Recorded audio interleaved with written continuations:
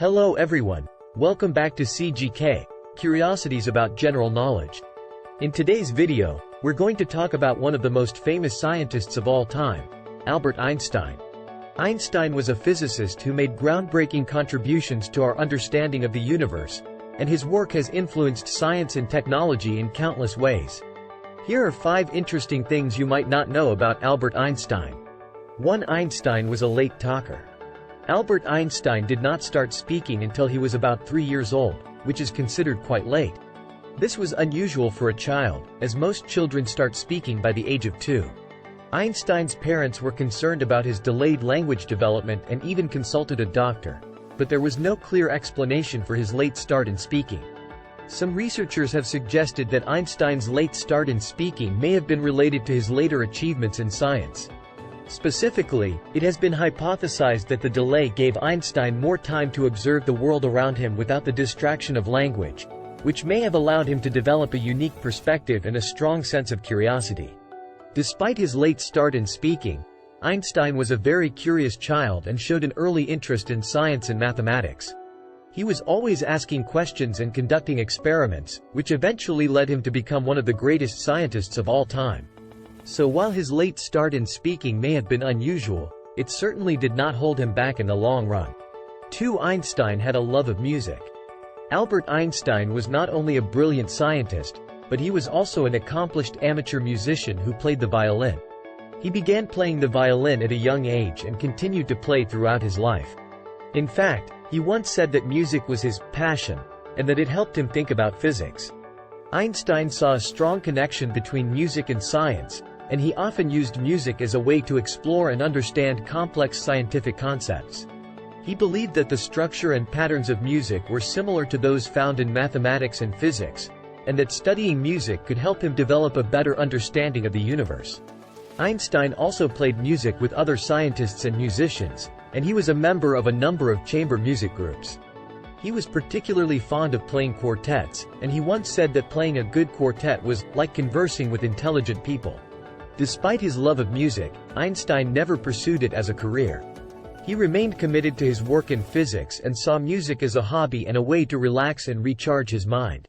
Nevertheless, his passion for music is a testament to the fact that creativity and curiosity can be expressed in many different ways, and that science and the arts can be deeply interconnected. 3. Einstein was a patent clerk. Before Einstein became a full-time scientist, he worked as a clerk in the Swiss patent office in Bern.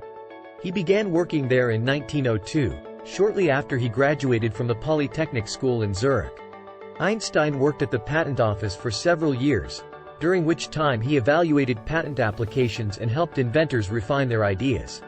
Einstein's job at the patent office was not directly related to his interests in physics, but it did give him plenty of time to think about science. The job was relatively undemanding, which allowed Einstein to devote much of his free time to reading and conducting scientific experiments.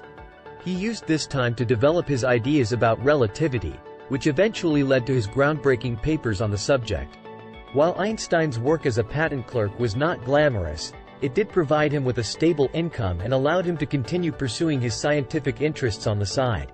In fact, some historians believe that his job at the patent office may have actually helped him develop his skills as a physicist.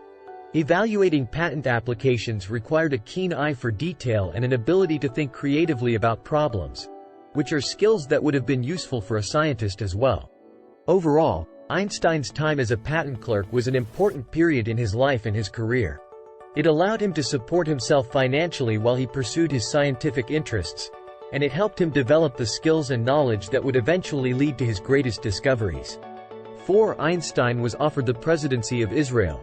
In 1952, Albert Einstein was offered the presidency of Israel following the death of the country's first president, Chaim Weizmann. At the time, Einstein was one of the most famous and respected scientists in the world, and he was well known for his support of Zionism and the establishment of a Jewish homeland in Palestine. However, despite his admiration for Israel and his desire to see it succeed, Einstein declined the offer. In a letter to the Israeli ambassador, he wrote that he was deeply moved and honored by the offer, but that he did not have the natural aptitude and experience for political leadership. Einstein's decision not to become the president of Israel was met with disappointment by many people, who saw him as a symbol of Jewish pride and a beacon of hope for the young nation. However, Einstein remained committed to his scientific work and continued to advocate for peace and justice around the world. Although Einstein did not become the president of Israel, he did visit the country in 1923 and again in 1930. During these visits, he met with many prominent scientists and thinkers, including Chaim Weizmann, and spoke to large crowds about the importance of science and education. Overall, Einstein's decision not to become the president of Israel was a testament to his humility and his recognition of his own limitations. While he was a brilliant scientist and a passionate advocate for justice, he recognized that he was not suited for political leadership and chose to focus instead on his scientific work and his efforts to promote peace and understanding in the world. 5. Einstein's brain was preserved for study. After Albert Einstein's death in 1955, his brain was removed and preserved for scientific study. The pathologist who performed the autopsy, Dr. Thomas Harvey, took the brain without the permission of Einstein's family or the hospital where he died. Despite this controversial beginning, the study of Einstein's brain has provided valuable insights into the structure and function of the human brain. For example, researchers have found that Einstein's brain had a higher than average number of glial cells, which are cells that support and protect the neurons in the brain. This finding has led some scientists to speculate that Einstein's brain was better able to process information and make connections between different parts of the brain. In addition to studying the structure of Einstein's brain, researchers have also used advanced imaging techniques to create 3D models of the brain and analyze its function. For example, one study found that the part of Einstein's brain that is responsible for spatial reasoning and mathematical thinking was particularly well developed. Despite the many scientific insights that have been gained from the study of Einstein's brain, there has been controversy surrounding the way in which the brain was obtained and preserved. Some critics argue that the removal of the brain without the consent of Einstein's family was unethical, and that the study of the brain has been sensationalized in the media. Nevertheless, the study of Einstein's brain remains an important area of research in the field of neuroscience, and it has provided valuable insights into the workings of the human brain and the nature of genius. And there you have it, 5 curious facts about Albert Einstein. We hope you enjoyed this video and learned something new. Don't forget to like and subscribe to CGK, Curiosities about General Knowledge for more interesting videos like this one. Thanks for watching.